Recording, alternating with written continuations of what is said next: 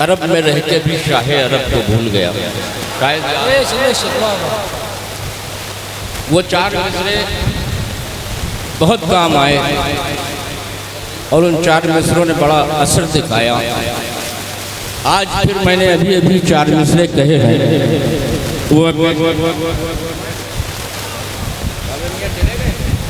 اچھا بابے میاں جہاں ہوں وہ سماعت کریں.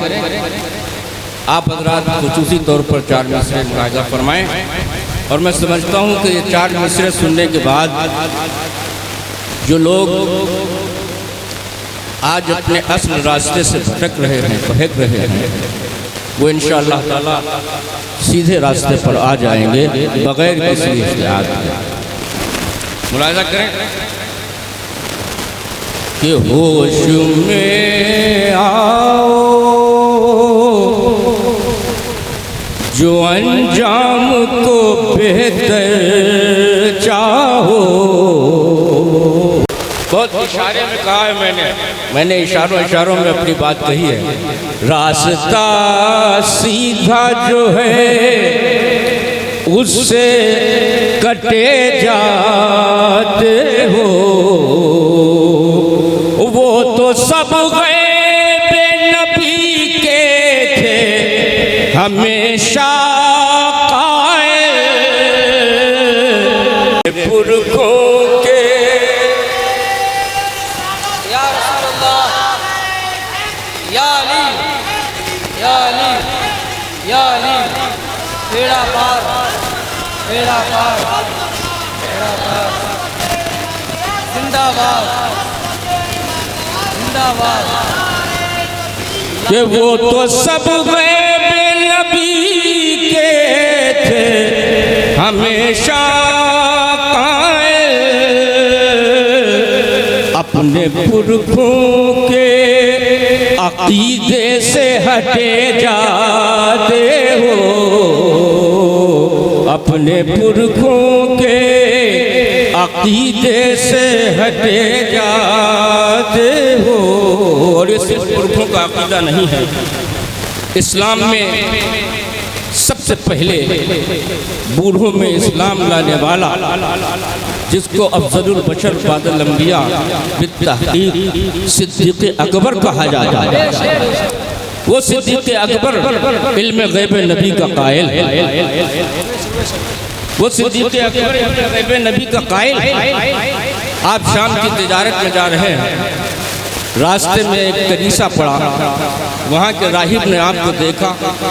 دیکھنے کے بعد پھر چلا گیا اندر اپنی کوٹھری میں. پھر کتاب کھولی، پھر باہر آیا، پھر آپ کو دیکھا، پھر چلا گیا، پھر باہر آیا. پھر آپ سے کہا کہ آپ کہاں جا رہے ہیں؟ کہا تجارت کے لیے. کہ نہیں، آپ واپس چلے جائیں. مکے میں محمد نام کے ایک شخص نے نبوت کا اعلان کیا ہے جو واقعی اللہ کا رسول ہے. اور آپ میں وہ نشانیاں پائی جاتی ہیں کہ آپ اس کے خلیفہ اول ہوں گے، امیر المومنین. جب آپ لوٹ کر کے مکہ مکرمہ میں آئے تو مجلس رسالت سجی ہوئی تھی، محفل سجی ہوئی تھی. آپ محفل میں پہنچے تو سرکار دو عالم صلی اللہ علیہ وسلم نے کہا، اے ابو بکر ایمان لے آؤ، میں اللہ کا نبی ہوں، اللہ ایک ہے، میں اللہ کا رسول ہوں. آپ نے کہا یہ بتاؤ تمہارے پاس کوئی نشانی ہے؟ رسول ہونے کی کوئی علامت، کوئی اثر، کوئی نشانی ہے؟ تو آپ نے حضرت صدیق اکبر سے ارشاد فرمایا کہ اے ابو بکر، کیا اس راہب کی نشاندہی کافی نہیں؟ مکے میں رہ کے شام کے راستے کی بات بتانے والا غیب کا نبی صدیق سے کہہ رہا ہے، کیا راہب کی وہ بات تمہارے لیے کافی نہیں؟ صدیق اکبر اس غیب کو سنتے ہی ایمان لے آتے. وہ تو بڑی بات، شہنشاہ نبوت، شہنشاہ رسالت ہے. میں آپ کو ایک واقعہ بتاتا ہوں.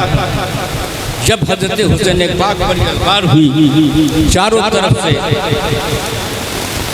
تو کوفے میں یہ اعلان کر دیا گیا کہ کوئی نوجوان کوفے کے کسی گھر میں دکھائی دیا تو اس کو قتل کر دیا جائے.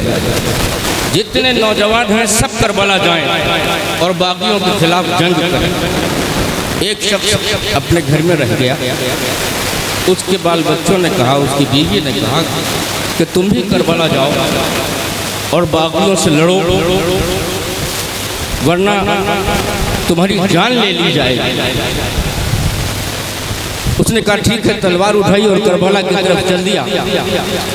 چلتے وقت اس کی بیٹی نے کہا کہ بابا سنا ہے جنگ میں مال غنیمت بھی ملتا ہے, اگر مال غنیمت ملے تو یمنی عقیق میرے لیے ضرور لیتے آنا, یمنی عقیق میرے لیے ضرور لیتے آنا.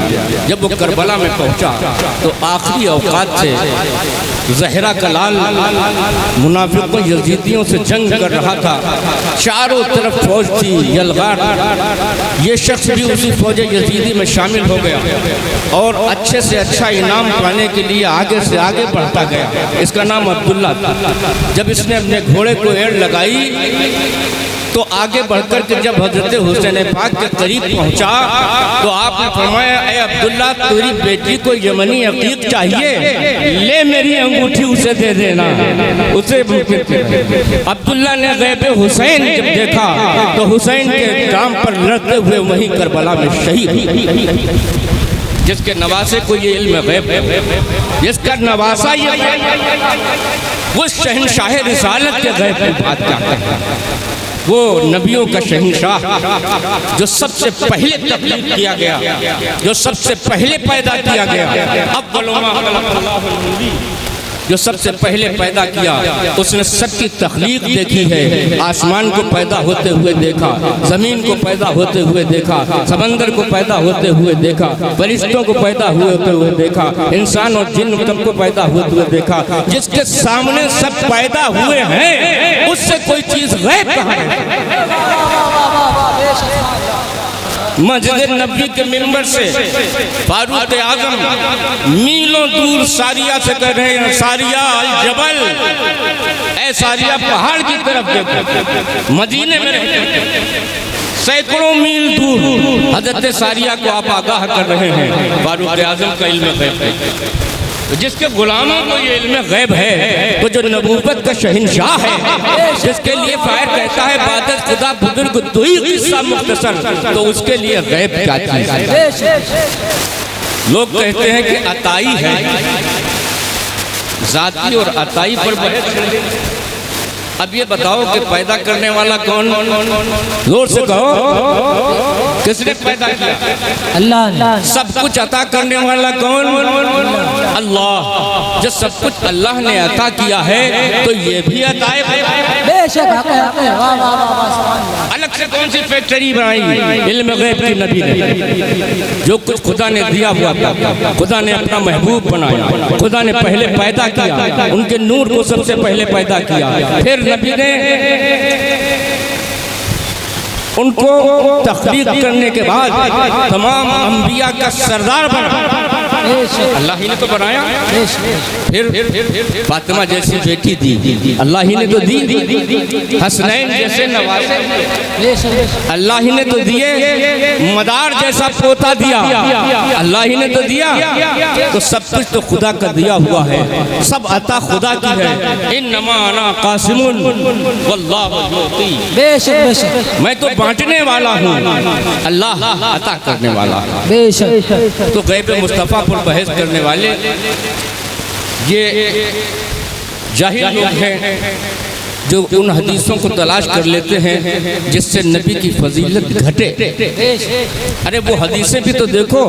اللہ کے نبی فرماتے ہیں کہ رب تعالیٰ نے اپنا دست قدرت میرے دونوں شانوں کے درمیان رکھ دیا, جس کی ٹھنڈک میں نے اپنے سینے میں اپنے دل میں محسوس کی. پھر مجھ پر علم ما کانا و ما یکون روشن. جو کچھ ہونے والا ہے, جو کچھ ہوگا, جو ہو رہا ہے, جو ہو چکا ہے, وہ سب نبی جانتے ہیں. بتایا کس نے؟ علم کس نے دیا؟ پھر گائے کا جھگڑا. اللہ کی الگ پارٹی بنا لی, رسول اللہ کی الگ پارٹی بنا لی. یہ پارٹی بندی کیسی؟ ارے نبی کی شان میں شمع سی گستاخی بھی اگر کی تو اللہ تم کو جنت کی خوشبو بھی نہیں دے گا۔ بے شک بے شک۔ نبی کی شان گھٹانے کی کوشش اگر کی تو جہنم کی آگ تمہارے لیے بھڑک رہی ہے، کبھی جنت کی خوشبو تم نہیں پا سکتے۔ میری یہ گزارش ہے، میرا التماس ہے کہ ان تمام تر بیجا بحثوں سے نکل کر کے اپنے سینوں میں عشق رسول سے چراغاں کرو، عشق رسول کے چراغ روشن کرو، اور عشق آل رسول کے چراغ روشن کرو جو ہمارے بزرگوں نے تم تک پہنچایا ہے، اسی عقیدے پر قائم رہو، کبھی ادھر سے ادھر ڈگمگاؤ مت۔ آج ہم دیکھتے ہیں کہ زبان پہ تو عشق رسول ہے اور دل عشق رسول سے خالی۔ نبی کے جو شیدا ہیں آل نبی کے دشمن ہیں، تو ایسے شیدا بھی شیدا نہیں مانے جائیں گے۔ کیوں کہ جب لیلا پیاری ہوتی ہے تو اس کا کتا بھی پیارا ہوتا ہے، اس کے کتے سے بھی پیار ہوتا ہے۔ حضرت امام مالک رضی اللہ تعالیٰ عنہ کے بارے میں کہا گیا ہے کہ آپ جب مدینے میں تشریف لے جاتے تھے تو جو پرانی دیواریں تھیں ان دیواروں سے لپٹ کر روتے تھے، نہ جانے کس دیوار پر میرے نبی کی نظر پڑی ہو۔ یہ اس امام کا عالم ہے کہ نبی کی نگاہ اس دیوار پر پڑی ہو، یہ مقدس ہو گئی، یہ محترم ہو گئی۔ نبی جس طرف دیکھ لے وہ مقام محترم۔ نبی کی شان اور عزت کو کیسے گھٹایا؟ کوئی نہیں گھٹا سکتا۔ آپ حضرات بغیر کسی اختلاف اور انتشار کے اپنے عقیدے پر قائم رہیں اور بڑی سنجیدگی سے سمجھانے کی کوشش کریں، کوئی اختلاف کوئی انتشار نہ پیدا ہو۔ میری دعا یہی ہے۔ درود پاک پڑھیں، اللہم صلی علی سیدنا